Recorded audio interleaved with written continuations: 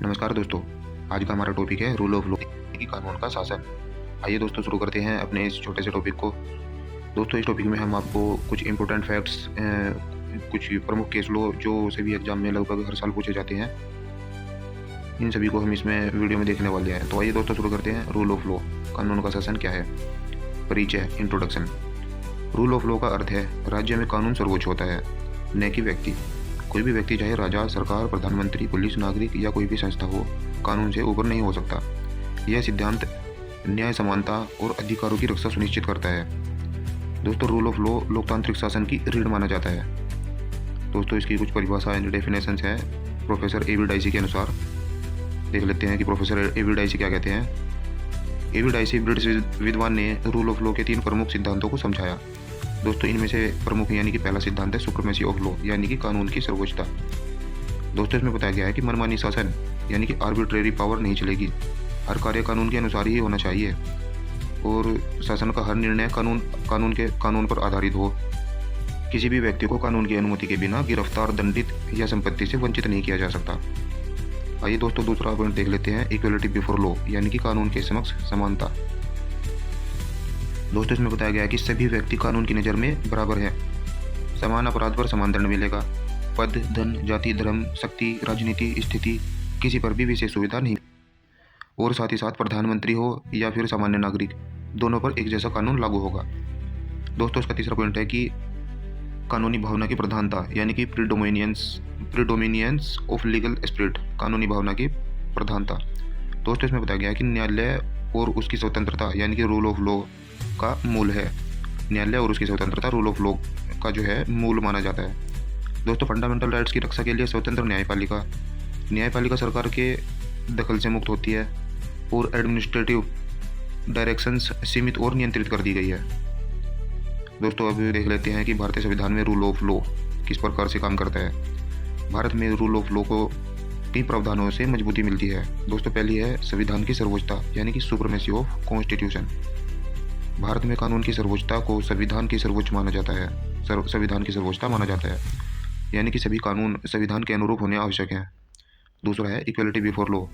दोस्तों इसमें आर्टिकल 14 के बारे में बताया गया है।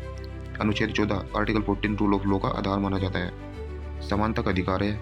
मनमानी राज्य कार्यवाही पर रोक लगाई जा सकती है। आर्बिट्रेरीनेस वायोलेट्स आर्टिकल 14, यानी कि ईपी रोयप्पा केस में इसमें बताया गया है। दोस्तों तीसरा है कि फंडामेंटल राइट्स आर्टिकल 14 से 32 तक। दोस्तों इसमें बताया गया है कि व्यक्ति के अधिकारों की रक्षा की जाएगी, सरकार के अधिकारों पर सीमाएं लगाई जाएगी और मनमानी जो उनकी सरकार की जो मनमानी है उसके खिलाफ सुरक्षा दी जाएगी। दोस्तों चौथा है जुडिशियल रिव्यू आर्टिकल 13।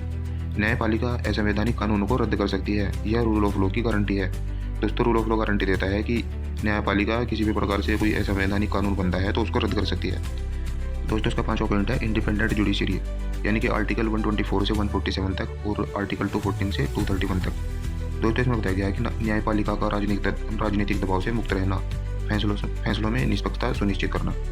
दोस्तों इसमें जो न्यायपालिका अपना जो फैसला देती है वो बिल्कुल निष्पक्ष और बिना राजनीतिक दबाव के देती है, यानी कि राजनीतिक दबाव बिल्कुल भी कार्य नहीं करता। न्यायपालिका अपने आप में स्वतंत्र है किसी भी निर्णय। दोस्तों छठा पॉइंट है due process and fair procedure article 21। दोस्तों किसी भी व्यक्ति की स्वतंत्रता से तभी वंचित किया जा सकता है जब प्रक्रियाएं न्याय संगत हो, उचित हो, तर्कसंगत हो। यह रूल ऑफ लॉ को मजबूत करता है। दोस्तों 14 पॉइंट में बताया गया है कि रूल ऑफ लॉ के जो उद्देश्य हैं, ऑब्जेक्ट्स हैं, क्या क्या हैं। दोस्तों पहला है नागरिकों की स्वतंत्रता की रक्षा करना। दूसरा मनमानी शासन समाप्त करना। तीसरा अधिकारियों की सुरक्षा करना, हमारे जो फंडामेंटल राइट्स वगैरह है, कुछ भी राइट्स हैं तो उनकी रक्षा करना। और चौथा है समानता और न्याय करना। पांचवा है लोकतांत्रिक शासन को मजबूत करना।